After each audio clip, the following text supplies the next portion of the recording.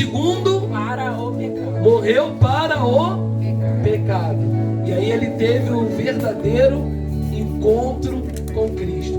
Eu quero te dizer nessa noite que nunca será tarde para você ter um encontro com Jesus. Nunca será tarde, né, pastora? Às vezes nós estamos como o primeiro naquela cruz, ou até mesmo como o terceiro. A gente ouve, gosta, né? Gosta de estar nos cultos, ouve as mensagens, o louvor toca, mas nós não conseguimos nos apegarmos a Cristo, porque nos faltam duas coisas que aquele segundo homem ele tinha, e por isso ele morreu para o pecado. Falta humildade. Pastor, mas eu sou humilde. Mas talvez nem tanto para reconhecer que você é pecador, né, irmã Inê? E nós precisamos compreender que a palavra humildade não é pobreza. Olha só quanta gente bonita na minha frente, né? Quantas mulheres bonitas, quantos homens bonitos. Eu não gosto aqui na garganta falar de homem. Caramba. Só tem avião aqui de mulher. Claro que a mais bonita de todas é a minha esposa. Ele quer virar o ano. Mas olha quantas mulheres e homens bonitos na minha frente, que são humildes, mas não são pobres. É diferente. Existem pessoas que querem ser humildes, envergonhando o próprio evangelho, andando de qualquer jeito. Então preste atenção no que o pastor vai te falar. Se um dia você teve a coragem, a capacidade, né, o entendimento de colocar aquela sua melhor roupa para aquele encontro com o gatinho ou com a gatinha, ou para aquela saidinha, coloca a sua melhor roupa, porque todos os dias Jesus vai marcar um encontro com você. Ele marcou com aquele homem. Aquele era o momento daquele homem morrer. Aquele era o momento daquele segundo homem que reconheceu que era pecador. Era o momento dele morrer. Foi ali que a glória de Deus se manifestou na presença de Jesus como a primeira vida a ser salva. Antes mesmo de Jesus morrer, antes mesmo do véu se rasgar. Então, pastor, mas eu tenho Jesus. Eu sei que você tem, eu também tenho. Mas todos os dias Ele quer ter um encontro contigo diferente. Todos os dias Ele quer ter um momento contigo diferente. Preste atenção, olha como é que vocês estão sentados hoje. Quando que vocês sentaram dessa maneira aqui? Nunca, né? Então Jesus marcou um encontro diferente com vocês hoje. Não foi o pastor que pediu, mas eu creio que o Espírito Santo de Deus quis o povo mais próximo. Ele marcou. Então todos os dias nós precisamos compreender que é como um rio de águas correntes.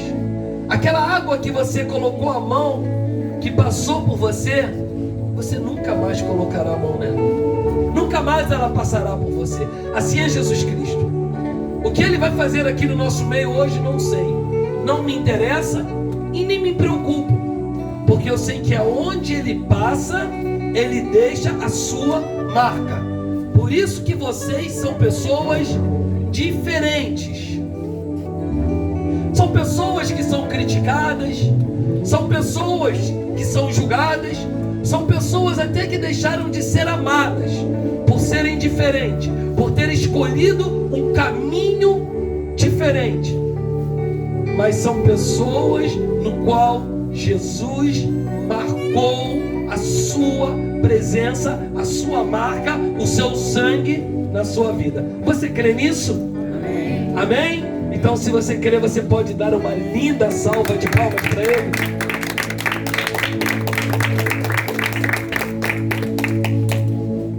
O terceiro homem que morreu, morreu no pecado, que ele era arrogante, blasfemador e incrédulo. Já falamos isso na primeira fase. O segundo morreu para o pecado, porque ele era humilde e sabia reconhecer a soberania e sabia reconhecer Cristo como o Filho de Deus. Amém? E naquela época dizer que alguém era filho de Deus era um pecado para eles de blasfêmia, porque pensavam que provavelmente o Filho de Deus desceria em um cavalo branco, com um cedro de ouro na mão, com uma coroa reluzente, com uma capa vermelha, e viria fazendo várias coisas. Mas o Filho de Deus nasceu numa manjedoura, chegou em Jerusalém num jumento. Obrigado. Eu estava ali querendo lembrar. Eu lembrei do jegue, do burrinho, não lembrei do jumento. Chegou no jumento. Chegou no jumentinho. Isso é porque Deus é simples. Deus tinha toda a condição de fazer com que o Filho de Deus pudesse nascer num berço de ouro. Mas Ele quis mostrar para o povo a sua simplicidade. Amém? E o terceiro, ele morreu pelo pecado. E sabe por que vocês estão aqui nessa noite? Sabe por quê? Porque um dia o Filho de Deus morreu pelos nossos pecados.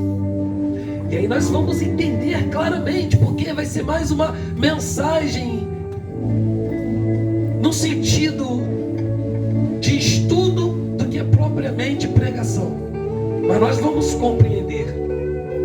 Você sabe aonde foi a maior luta de Jesus? Aonde Jesus travou a sua maior luta?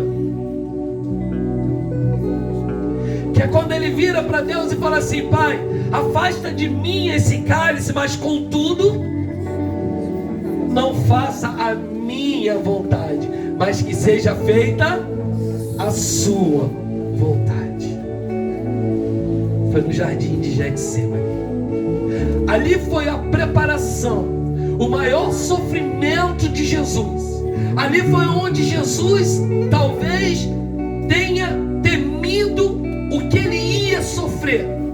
Não de humilhação, não de pancada, mas de sobrecarga, de carregar sobre si todas as enfermidades, de carregar sobre si todos os pecados. O pecado não de um só homem, não daqueles 2 homens na cruz, mas o pecado de toda uma humanidade. Eu quero que você entenda nessa noite que aquele homem, o Filho de Deus, o Messias, Jesus, ele veio não para mudar a minha e a sua história, mas ele veio para mudar a história de uma humanidade.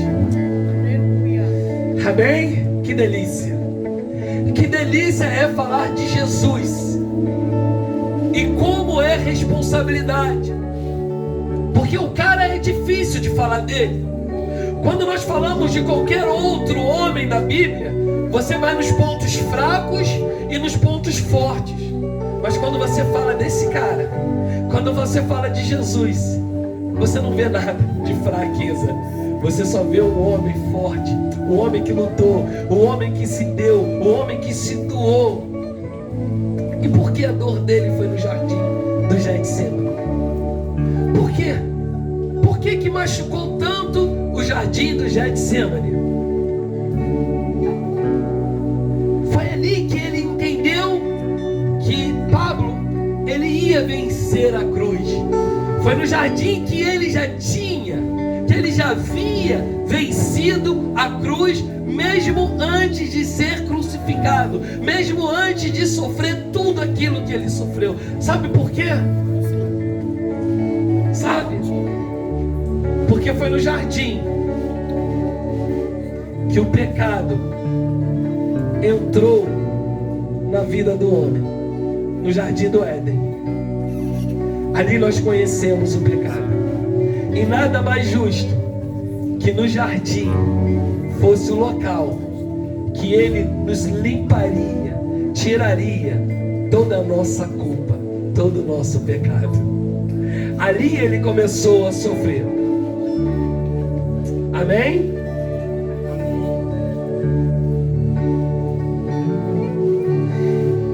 Mesmo com toda a dor, mesmo com toda a luta, mesmo com toda a humilhação, mesmo passando por uma dor excruciante, ele conseguiu entender que não havia outro jeito do que senão a cruz que lhe esperava. E o mais interessante, que ele fala: Pai, se for possível, olha como é que Jesus se sente, passa de mim esse cálice. Mas aí ele consegue compreender, entender rapidamente que ele veio aqui para um propósito. Você pode repetir para mim nessa noite? Você pode repetir para o Senhor nessa noite? Jesus esteve aqui, não de passagem, mas por um propósito. Ele entendeu que ele esteve ali por um propósito. Machucado, doloroso, sentindo dores. Essa palavra excruciante tá para, se você quiser anotar, é dor na cruz. É aquele que sente dor na cruz.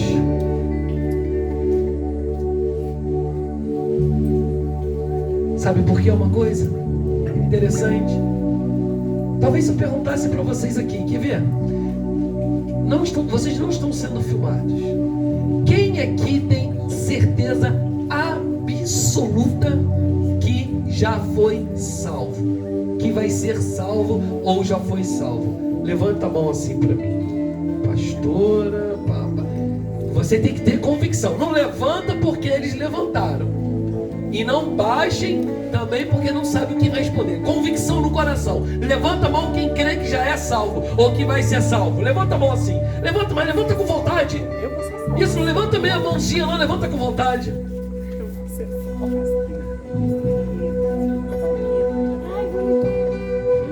Deixa eu falar uma coisa para vocês. Tenha certeza da sua salvação. Sabe por quê? Porque a sua conta já foi paga. Você pode aplaudir o nome do Senhor. A sua conta já foi paga. Aleluia. Sabe por que Jesus morreu pelos nossos pecados? Porque o Pai é justo. Porque Deus é justo e não havia uma outra maneira de fazer. Tinha que ser feita dessa forma. E ali no jardim ele entendeu que não tinha outro jeito. Ele tinha que passar pela dor. Ele tinha que passar pela cruz.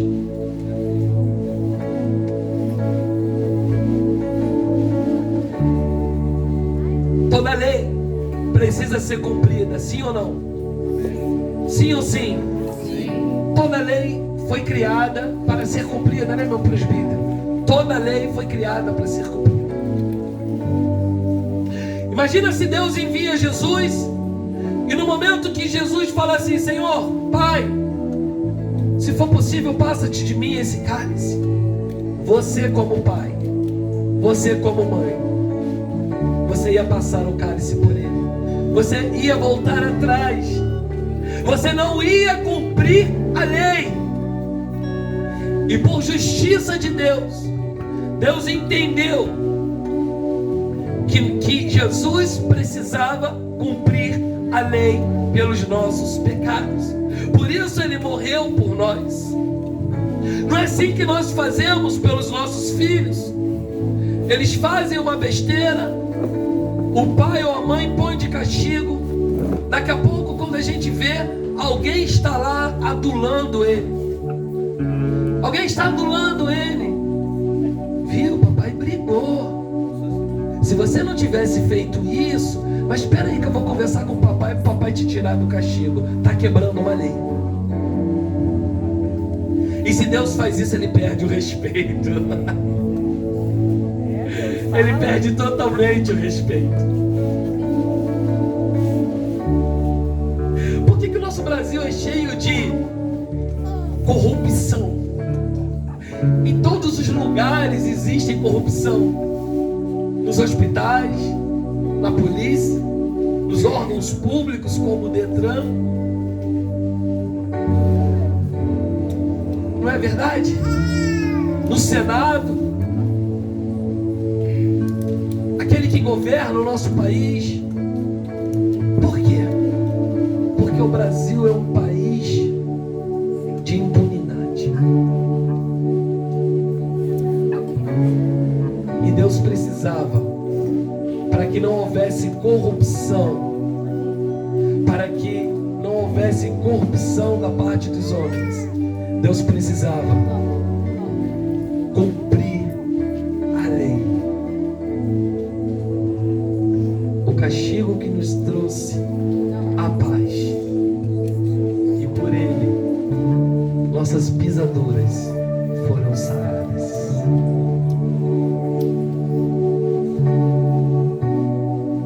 Sabe o que nós estamos falando aqui nessa noite? É que você ou está na primeira cruz, ou você está na segunda cruz. Na terceira é impossível, porque somente um homem como Jesus suportaria passar, por amor a cada um de nós, o que ele passou.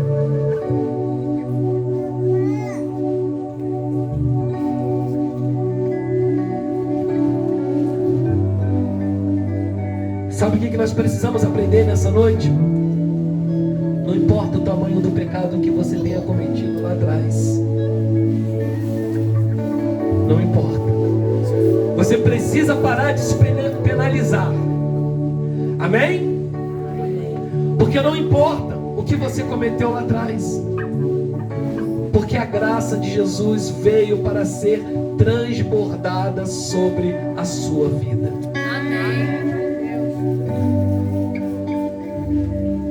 A graça de Jesus veio para ser transbordada sobre a vida daqueles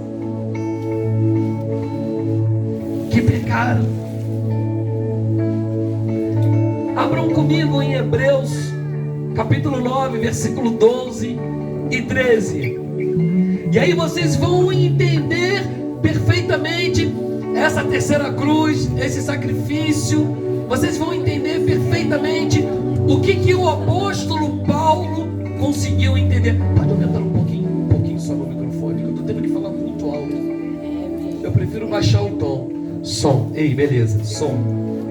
Eu afasto um pouquinho aqui. Capítulo 9, versículo 12 e 13.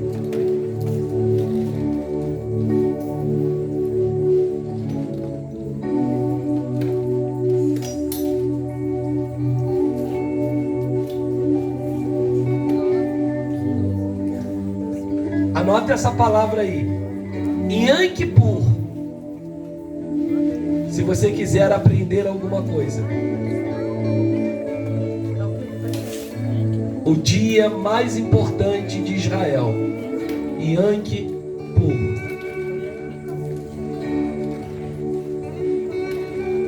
Era o dia de derramamento de sangue dos animais. Hebreus capítulo 9, versículo 12 e 13. Eu acho melhor vocês abrirem no celular se puder, porque está muito escuro aí para vocês.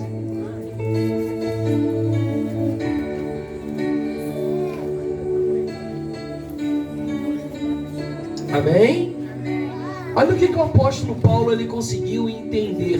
E ele escreve nas cartas de Hebreus: nem por sangue de bodes e bezerros, mas por seu próprio sangue, entrou uma vez no santuário, havendo efetuado uma... Eterna redenção. Ixi, não escutei nada. Uma... Eterna redenção. Está falando de eternidade. Está falando de uma aliança inquebrável, eterna.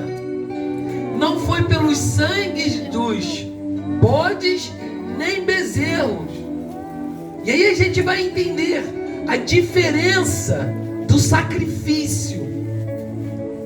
Entrou uma vez no santuário, havendo efetuado uma eterna redenção. Porque se o sangue dos touros e bodes e a cinza de uma novilha aspergida, o que é asperjar? É você molhar e salpicar na pessoa. Era o que eles faziam. Sobre os imundos. Quem são os imundos? Pecadores. Os santifica quanto à purificação de quem? Da carne. Então era uma santificação da carne. Era o dia do Yom Kippur. É o dia que eles matavam o novilho e aí salpicavam o animal. O que acontecia? O pecado, ele era escondido. Tá dando para entender? Toda vez que o novilho era morto, que eles pegavam o sumo sacerdote e salpicavam o sangue, estava escondendo o pecado do povo, na época da lei. Só que os pecados não eram destruídos, eles eram escondidos. Deu para compreender? Versículo 14. Quanto mais o sangue de Cristo, que pelo o Espírito de Deus, né? Letra maiúscula, eterno, se ofereceu a si mesmo, sem mácula, ou seja, sem pecado, sem sujeira, a Deus, purificará as vossas consciências das obras mortas, para servirdes a Deus vivo.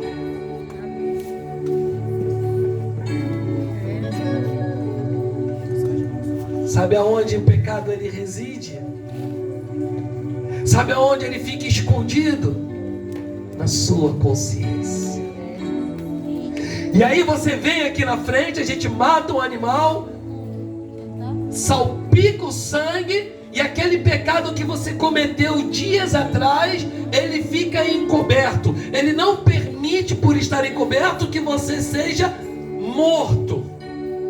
E aí os judeus, diz os rabinos, que os judeus ficavam nessa época desesperados, loucos para que chegassem o dia do Yom Kippur, para que eles pudessem ser salpicados e encobrirem os pecados. Mas os pecados, eles eram somente acumulados. E Paulo entendeu que o sangue de Jesus, de uma vez por todas, nos livrou de todo o pecado. Aleluia! De uma vez por todas, nos livrou de todo o mal, de toda enfermidade. Isso não é maravilhoso? Você não tem por que a consciência ficar ali, ó, te acusando. Pastor, o diabo está me acusando. Não, não, não. É o pecado que está na tua consciência que fica te apontando. Ei, psiu. Jesus morreu por eles. Ei, acabou. Acabou. Aleluia. Acabou.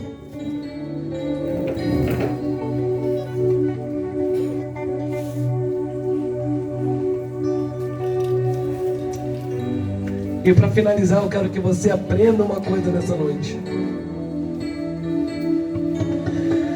Pastor, eu tenho certeza que tem pessoas que estão aqui no nosso meio que estão pensando dessa maneira. Eu tenho certeza. Sabe por quê? Porque aqui nós temos 1, 2, 3, falhos. Opa, falhos.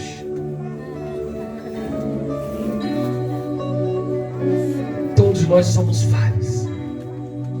E aí a gente começa a aprender, a gente começa a entender uma coisa, que a gente acha que o sangue de Jesus, ele não foi suficiente para perdoar os nossos pecados. Não tem pessoas que pensam assim: nossa, eu sou tão pecador, eu não sirvo para nada, eu não presto para nada. Preste atenção, a sua conta já foi paga. E não teve nem troco. Jesus não quis troco da sua conta, já foi paga. Então pare de pensar dessa maneira. Sabe por quê? Porque quando você pensa que o sangue de Jesus não foi suficiente para te perdoar, você está insultando a Deus. Porque Ele enviou o seu único filho para morrer por mim e para morrer por cada um de vocês. Vocês podem aplaudir o nome do Senhor Jesus. Deus abençoe a todos vocês. Apaga as luzes, Rafael.